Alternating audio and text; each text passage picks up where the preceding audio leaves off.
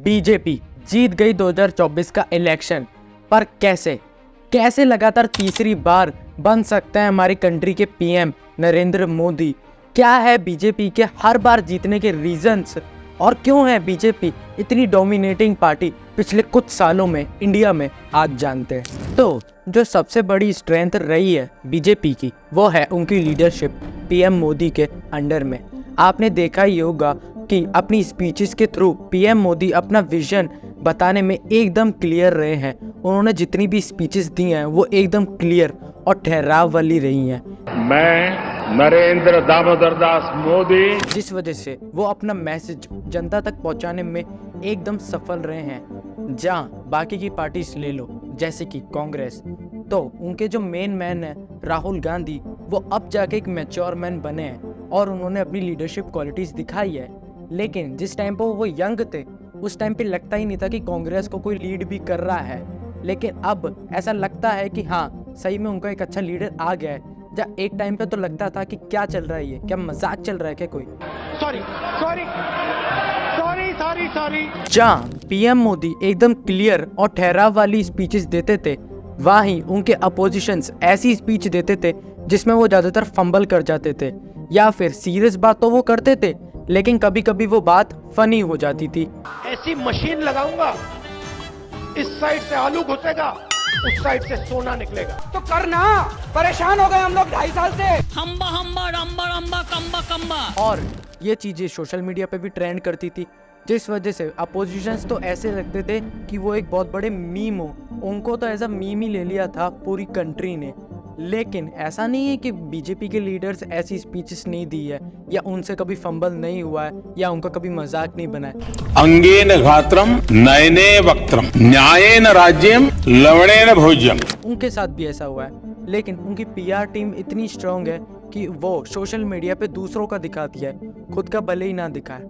तो इसी से चलते हैं दूसरे पॉइंट की ओर। तो अगला रीजन है proper organised structure and reach. अब तुमने देखा होगा कि बीजेपी का ना एक प्रॉपर स्ट्रक्चर बना हुआ है, जिस वजह से उनको हेल्प होती है ज्यादातर लोगों में पहुंचने में और एक अच्छी रीच मिलने में, ताकि उनको ज्यादा वोट्स मिल सके। जैसे कि आपने देखा ही होगा पिछले कुछ सालों में काफी बड़े इवेंट्स हुए हैं, जैसे कि वर्ल्ड कप कोई ले लो, वहाँ पे आपको पीएम मोदी या फिर बीजेपी के बाकी लीडर्स दिखे होंगे। क्यों? क्योंकि उनको भी पता है कि सबका ध्यान इन बड़े इवेंट्स में जाता है, और अगर वो इन इवेंट्स में दिखेंगे तो जनता उन्हें देखेगी, और अगर वो जनता में रहेंगे तो लोगों का उन पर ध्यान जाएगा और लोग उनको भूलेंगे नहीं। ऐसे ही उन्होंने काफ़ी सारे बड़े इवेंट्स भी करवाए हैं जिनमें ऑडियंस का इंटरेस्ट बना है पिछले कुछ सालों में, जैसे कि यूट्यूब क्रिएटर्स अवार्ड हो गया, या फिर गेमिंग इवेंट हो गया, या फिर फॉरेन के किसी मिनिस्टर से मिलना हो गया, जिस वजह से वो सोशल मीडिया पे भी छाए रहे, उन पे मीम्स बनते रहे और उनकी रीच और बढ़ती रहे। या हम साफ साफ देख सकते हैं ये वाली ट्रिक का यूज़ हुआ है, जो दिखता है वो बिकता है।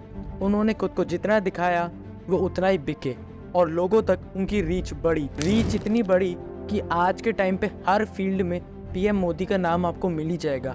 और ये भी देखा होगा कि उन्होंने कैसे अपनी हर जगह फोटोज दिखवाई, जैसे कि चलते रास्ते में, बैनर्स के ऊपर, न्यूज़पेपर के ऊपर, और यहाँ तक कि हमारी दवाई और वैक्सीन्स के ऊपर भी।